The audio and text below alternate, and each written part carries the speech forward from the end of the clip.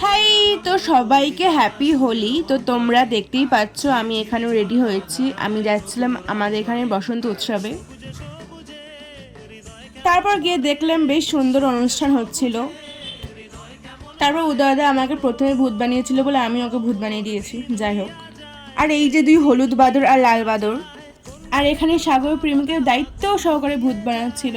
তারপর ওখান থেকে আমি বাড়ি চলে আসি, বাড়ি এসে খাওয়া দাওয়া করলাম। আর হোলি বলে কথা, স্পেশাল রান্না বান্নাতে হবেই, তো রান্নার দায়িত্ব ছিল আমার বাবা, তো স্পেশাল আইটেম হচ্ছিল বাড়িতে।